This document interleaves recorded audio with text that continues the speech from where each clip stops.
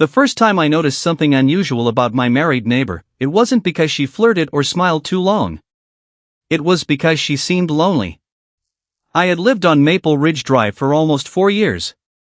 It was one of those quiet suburban neighborhoods where everyone waved politely, collected their mail at the same time every evening, and pretended not to notice each other's business. My name is Daniel.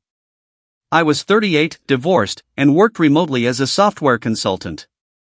Most days, my biggest excitement was deciding whether to make coffee or walk to the cafe around the corner.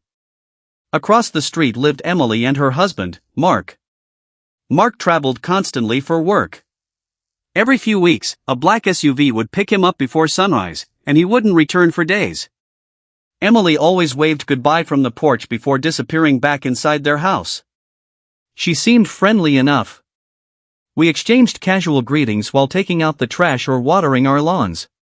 Sometimes she borrowed a package that had been delivered to my porch by mistake.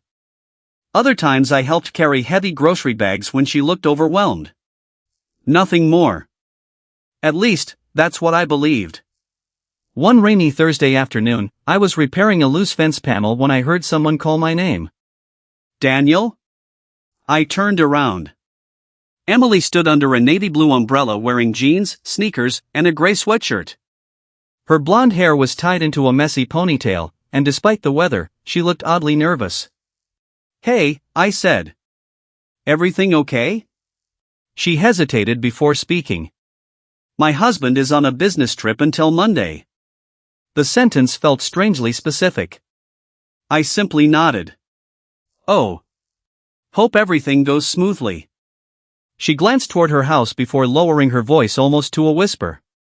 I actually wanted to ask you something. Sure. I need help moving some furniture. For a second, I wondered if she'd asked every other neighbor first. What kind of furniture? My guest room. I'm turning it into a home office, but the dresser is too heavy for me. That sounded harmless enough. Of course, I replied. Give me 10 minutes. Her shoulders visibly relaxed. Thank you. An hour later, I walked into our house for the first time. It smelled like fresh coffee and vanilla candles. Everything was spotless. Family photos lined the hallway. Vacation pictures. Christmas mornings. Wedding portraits. Looking at them made me suddenly aware that I was standing inside another man's home. Emily led me upstairs. The dresser is in here. She wasn't exaggerating. The oak dresser looked like it had survived 3 generations. You weren't kidding, I laughed. She smiled. I thought if anyone could move it, it'd be you. Together we lifted one side at a time, carefully sliding it across hardwood flooring. It took almost 20 minutes to maneuver it into the spare bedroom. Finally, we set it down. Both of us were breathing heavily. I owe you one, she said. You definitely owe me a chiropractor. She laughed harder than the joke deserved. Then something unexpected happened. Instead of walking downstairs, she remained standing near the doorway. The room grew strangely quiet. Rain tapped softly against the windows. She looked as though she wanted to say something but couldn't decide whether she should. Finally she broke the silence. Would you like some coffee? Normally, I would have politely declined. But the rain outside had become a downpour. Sure. Downstairs, she poured 2 mugs while we talked about ordinary things. Work. The neighborhood. The endless road construction downtown. She was surprisingly easy to talk to. Then the conversation shifted. It must be nice working from home, she said. It has its advantages. You don't get lonely? I shrugged. Sometimes. She stared into her coffee. I do. There was something genuine in her voice. Not dramatic. Not attention-seeking. Just honest. I guess that's the downside of marrying someone who's always traveling. She quickly smiled afterward, almost as if she regretted admitting it. I'm sorry, she said. I shouldn't complain. You weren't complaining. She nodded slowly. For a few moments, neither of us spoke.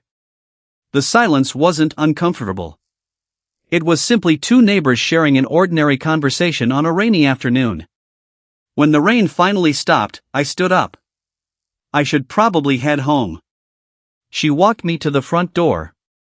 Thanks again for helping. No problem. As I stepped onto the porch, she called after me. Daniel? I turned around. She smiled warmly. I haven't laughed like that in a long time. I smiled back, wished her a good evening, and walked across the street. At the time, I thought I had simply helped a lonely neighbor move a heavy dresser. I had no idea that simple favor would pull me into a situation that would soon test my judgment, my boundaries, and everything I believed about trust. Over the next few days, life returned to normal, or at least it seemed to. Every morning, I logged into work around 8. Around noon, I'd take a short walk through the neighborhood to clear my head. Sometimes I'd see Emily outside watering her flowers or checking the mail. We'd wave. Nothing more. I figured that rainy afternoon had simply been one neighbor helping another. Then Saturday arrived. Around 3 in the afternoon, my doorbell rang. When I opened the door, Emily stood there holding a glass baking dish covered with aluminum foil. I made lasagna, she said with a shy smile. Well, too much lasagna. I laughed. So I'm the lucky volunteer? I thought it was a better excuse than saying thank you again. I accepted the dish. Thanks. Smells amazing. She hesitated. If you're not busy, maybe you could tell me if it's actually any good. It took me a second to realize she was asking me to join her for dinner. Every instinct told me to be careful. She was married. Her husband was still away. I appreciate the offer, I said carefully, but I think it's better if I just enjoy it at home. For a brief moment, disappointment crossed her face. Then she nodded. I understand. She handed me the dish and walked back across the street. I closed the door feeling oddly guilty, even though I knew I'd made the right decision. The next morning, I returned the baking dish. Emily answered the door almost immediately. So, she asked. The lasagna was excellent. She smiled. I was worried it would be too salty. It wasn't. There was an awkward pause. I hope I didn't make you uncomfortable yesterday, she said quietly. You didn't. I wasn't trying to. She stopped herself. I know. She let out a small sigh. It's just, sometimes I forget how quiet this house gets. I nodded. I get it. And I did. Loneliness can make ordinary conversations feel much more meaningful than they really are. A week later, Mark came home. I knew because I saw the familiar SUV pull into their driveway. That evening, while taking out my trash, I finally met him. He was tall, confident, and carried himself like someone used to being in charge. You must be Daniel, he said, extending his hand. That's me. I'm Mark. We shook hands. Emily told me you helped move the dresser. It wasn't a big deal. It was to her. He smiled. I appreciate neighbors who look out for each other. His tone sounded genuine. There wasn't a trace of suspicion. If anything, he seemed grateful. That actually made me feel worse. The following month settled into a comfortable routine. Mark left on another business trip. Emily continued working from home. I focused on my own life. We still spoke occasionally, but I kept conversations short. I wanted clear boundaries. Then one Friday evening, there was another knock at my door. Emily looked embarrassed. I'm sorry. What happened? The bookshelf collapsed. I blinked. The whole thing? She nodded. Books everywhere. I couldn't help smiling. That sounds impressive. It really was. I followed her over. Sure enough, hundreds of books were scattered across the living room floor. The cheap particle board shelves had snapped clean in half. I bought it online, she admitted. I guess the reviews were lying. Together we stacked the books into neat piles. Then I helped remove the broken shelf. The entire job took less than 30 minutes. As I prepared to leave, she surprised me again. I actually bought a replacement. She pointed toward a large unopened box near the wall. You didn't. I thought maybe. You thought I'd build it. She laughed. I was hoping. I shook my head. You owe me pizza this time. Deal. She ordered pizza from the local restaurant, insisting it was only fair. We ate at opposite ends of the kitchen island while assembling the new bookshelf. It felt surprisingly normal. Two neighbors talking about movies, travel, and childhood memories while tightening bolts with an Allen wrench. Nothing inappropriate. Nothing romantic. Yet something about it still bothered me. Not because of anything Emily did. Because I realized I was beginning to enjoy these evenings. That thought alone was enough to make me uneasy. As I finished tightening the last screw, my phone buzzed. A text from my younger sister. Mom wants everyone over next weekend. Don't make excuses this time. I smiled and typed back. I'll be there. Emily glanced over. Family? My sister. You're close? We try to be. She looked thoughtful. I envy that. You don't have family nearby? My parents moved to Arizona years ago. And Mark's family? They're complicated. She forced a smile that didn't quite reach her eyes. Before I could ask what she meant, headlights swept across the front window. Emily frowned. That's strange. She looked toward the driveway. I wasn't expecting anyone. A black sedan slowly pulled up in front of the house. Neither of us recognized it. Then someone stepped out and walked toward the front door. The knock that followed would change everything I thought I knew about Emily's marriage. Emily and I exchanged confused glances. It might be a delivery, I said. At 9 at night? She had a point. Another knock echoed through the house, louder this time. Emily walked to the front door while I stayed a respectful distance back in the kitchen. It wasn't my house, and whatever was happening wasn't my business. She opened the door. Standing on the porch was a woman in her early 60s with silver hair, carrying a small overnight bag. The woman's expression softened the moment she saw Emily. There you are. Emily's face immediately changed. Nancy? I know I should have called first. Emily stepped aside without hesitation. Come in. As the woman entered, she noticed me. Oh. I'm sorry. Emily quickly introduced us. Daniel, this is Nancy. My mother-in-law. I offered a polite handshake.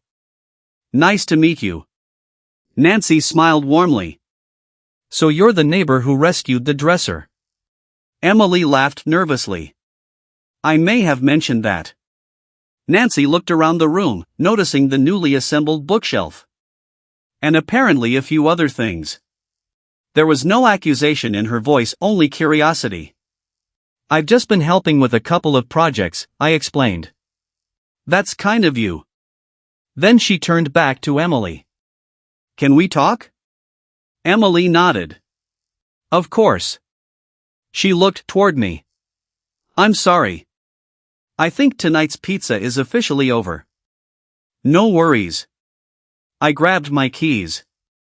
It was nice meeting you, Nancy. You too, Daniel. As I reached the front door, Nancy said something that made me pause. Thank you for looking out for her. I smiled politely and headed home. The next morning, I was watering my lawn when Emily walked across the street carrying 2 cups of coffee. My peace offering, she said. For what? For ending dinner so abruptly. You didn't end it. Life did. She handed me one of the cups. We sat on my front porch instead of hers. It felt like a better choice. My mother-in-law surprised me, she explained.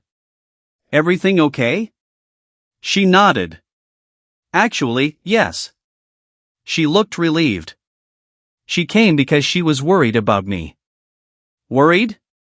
Emily stared at the steam rising from her coffee. She knows Mark works too much. I stayed quiet. She told him months ago that he was missing his own marriage. I raised an eyebrow. Did he listen? She gave a small laugh. Apparently not. 3 days later, I saw something I hadn't seen in years. Mark was home. Not for a night. Not for a weekend. For an entire week. Every morning, the two of them walked around the neighborhood together. They worked in the garden. They washed the car. One evening I even saw them laughing while trying to assemble patio furniture. Ironically, they looked exactly like the happy couple from the framed photographs inside their hallway. A few days later, Mark walked over while I was trimming the hedge. Hey, Daniel. Morning. He leaned against the fence. I wanted to thank you. For what? For being a good neighbor. I shrugged. It wasn't anything special. It was. He looked down before continuing. Emily told me she's been lonely. I didn't interrupt. I knew I traveled a lot. He sighed. I just didn't realize how much it was affecting her. There was genuine regret in his voice. I'd been saying yes to every business trip because I thought I was providing for us. He smiled sadly. Turns out she would have preferred having me home. I nodded. Sometimes people need time more than money. I've finally figured that out. He explained that he'd requested fewer travel assignments and was transitioning into a regional management role that would allow him to sleep at home most nights. It'll probably slow my career down. He smiled. But maybe it'll save my marriage. I respected him for saying it out loud. Over the following months, things naturally changed. Emily no longer knocked on my door asking for help every other week. Not because we weren't friendly. Because she didn't need to. Mark was there. The two of them painted the guest room together. They rebuilt the backyard deck. They even hosted a neighborhood barbecue before summer ended. Looking around at everyone laughing in their backyard, I couldn't help smiling. Emily walked over with a plate of burgers. You know, she said, that dresser started quite a chain of events. It certainly did. She smiled. I'm glad you helped. So am I. She looked toward Mark, who was unsuccessfully trying to teach two neighborhood kids how to flip burgers without dropping them. I almost convinced myself loneliness meant something was missing. She paused. But what was really missing was communication. I nodded. And furniture assembly skills. She laughed. Those two. Driving home from work a few weeks later, I noticed a moving truck parked outside a different house in the neighborhood. A young couple was unloading boxes, clearly overwhelmed. The husband struggled with an impossibly heavy couch while the wife searched for the right key. I smiled to myself. I pulled over. Need an extra pair of hands? Both of them looked relieved. Are you sure? Absolutely. As we carried the couch through the front door, I realized something. Helping your neighbors isn't dangerous. Ignoring healthy boundaries is. Kindness doesn't have to become temptation. Sometimes a favor is just a favor. Sometimes listening to someone who's lonely can remind them to reconnect with the person they already love. And sometimes, the strongest thing you can do isn't stepping into someone else's relationship. It's stepping back, so they have the space to rebuild it themselves.